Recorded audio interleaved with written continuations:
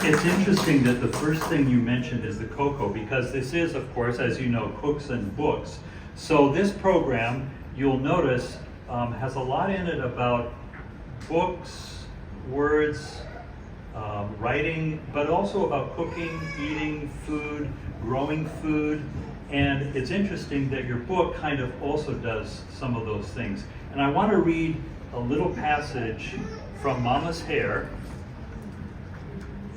that specifically talks a little bit about food. So in the book, there's a character who is from the islands, goes away, but then returns. Yes. And she says, being a city dweller, most of the produce that she usually consumed came in on trucks to the city supermarkets.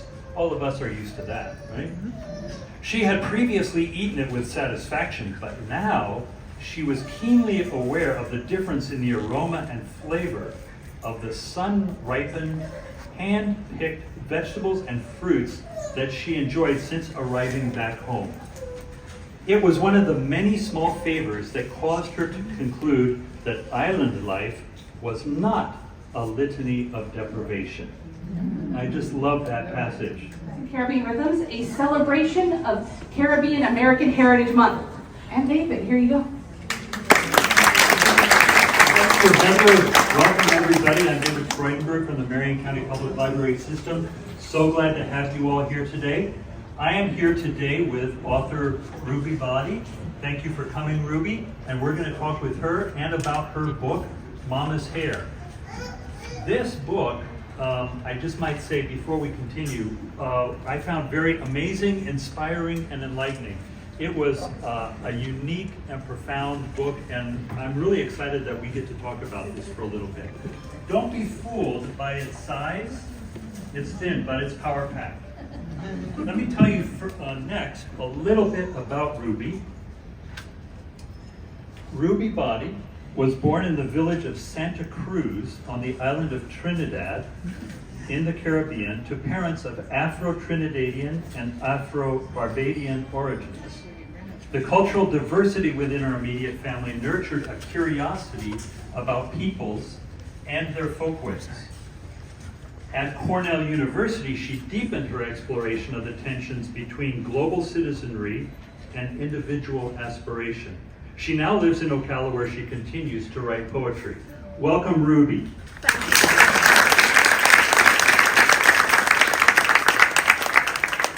you. Can you tell us a little bit about your early life?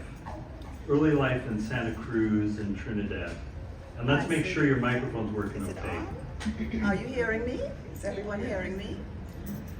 Okay, well, first I must say thank you. A little louder. A little louder. First, I would like to thank the library and all the staff here for having me. Can you hear me now? No? I think I need to do something. We got tech support on the spot right Oh! Okay, can you hear me now? Yes. Much better. Well, first of all, I would like to thank you for coming out. I'm looking out at a sea of beautiful faces, curious faces, loving faces. And this is always a pleasure to behold. So thank you for coming.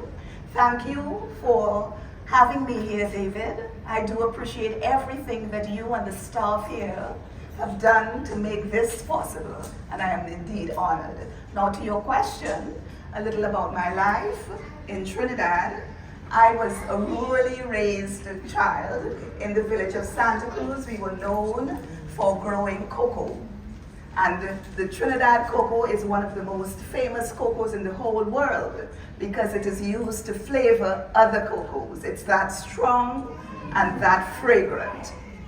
So I led a very simple life in Trinidad, and because the Caribbean is what we call the crossroads of the world, it is not by accident that I ended up in the United States.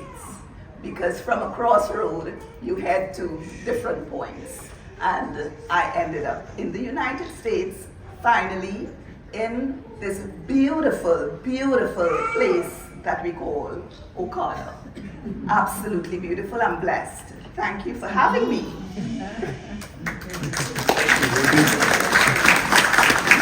it's interesting that the first thing you mentioned is the cocoa, because this is, of course, as you know, Cooks and Books. So this program, you'll notice, has a lot in it about books, words, writing, but also about cooking, eating food, growing food. And it's interesting that your book kind of also does some of those things. And I want to read a little passage from Mama's Hair that specifically talks a little bit about food. So in the book, there's a character who is from the islands, goes away, but then returns. Yes. And she says, being a city dweller, most of the produce that she usually consumed came in on trucks to the city supermarkets. All of us are used to that, right? She had previously eaten it with satisfaction, but now she was keenly aware of the difference in the aroma and flavor of the sun-ripened, hand-picked vegetables and fruits that she enjoyed since arriving back home. It was one of the many small favors that caused her to conclude that island life was not a litany of deprivation. I just love that passage. Thank you. Well, and it seems to be a very appropriate passage, especially since one of our prizes is a hydroponic growing system. Of course, food is part of culture. Embedded in our food preparation, in our methods, in the very ingredients that we use, we have an abundance of culture. And Mama's Hair, the book, is about cultural traditions on top of a story about self-discovery. So we could not have excluded the food culture, the food traditions, and how those impacted the main character, who is known as Lavinia, then Love, then Mama Grancy, but maybe I'm ahead of myself. No, that's perfect. And I just want to reinforce again, the main character has 3 names. That might seem unusual to you, but that happens in books all the time. Whether it's Charles Dickens or Leo Tolstoy, all the characters have multiple names. So this character has 3 names, so don't let that confuse you. But keep going. Tell us more about the character, the book, the setting. What was the book for? Okay. The book really is a book of self-discovery. At the end of the day, the most important journey that we set about on is a journey to self. We all know that saying, to thine own self be true. In this case, the main character, Lavinia, as she was baptized, that is her baptismal name, Lavinia Maron, from the island of Cuba, she decided that her circumstances should not constrict her. Her birth circumstances should not circumscribe who she really is. And she decided to leave her physical location, which is Cuba, to see what the outer world is like, what the outer world could offer her. And it is in that journey from one location to another, and that journey from one internal space to another, that she eventually, over time, come into her own self, and she understands her own self as she traverses the new life that she embraces in the United States. And as she embraces life with her child, she has a single child, Lace, and life with her young granddaughter. So as I said, it is a journey. And with most journeys, sometimes we go back and forth. It is not, just one direction. As they say in the song, one step forward, 2 steps backwards sometimes. But at the end of the day, we come to a point where we can say to ourselves, if we are truthful, that I did it my way. I spoke with my own voice. And that is what the main character of the book, Lavinia, does at the end of her days. She's satisfied that she has spoken with her own voice.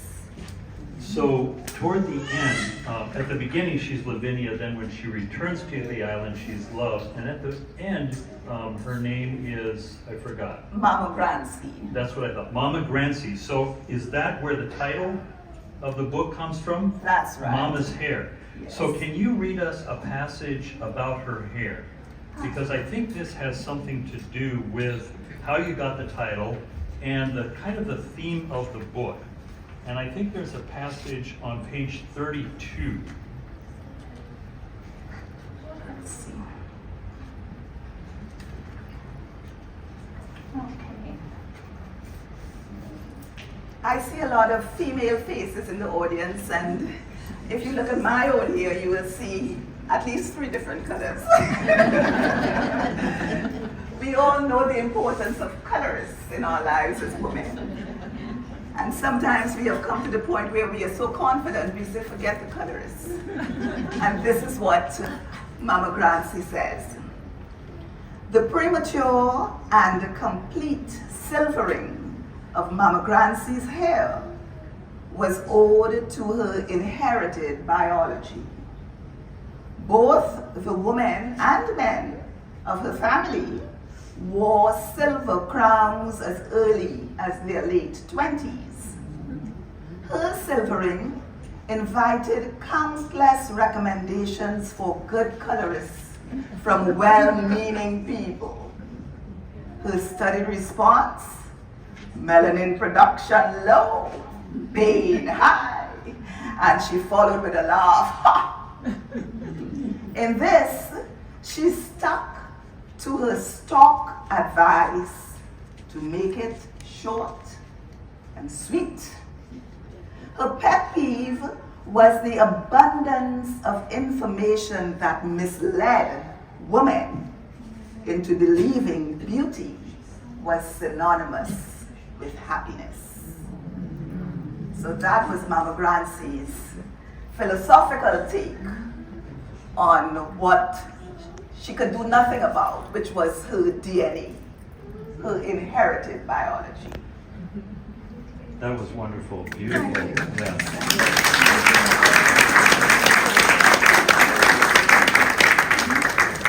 How did you happen to come to write this book?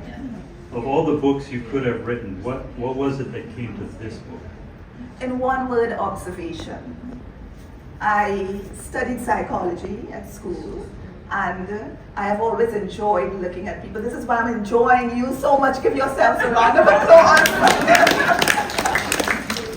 And just observing people in different locations, in different spaces, in different circumstances, approaching different challenges, we learn so much about us all, the human community. And this is what I wanted the book to be about, since it was a book about self-discovery. It is not just a book about Mama Grancy's self-discovery, but hopefully each and every one of you who reads the book will be able to identify with some small measure of the journey that Mama Grancy took. So that's the reason why I wanted to connect with community.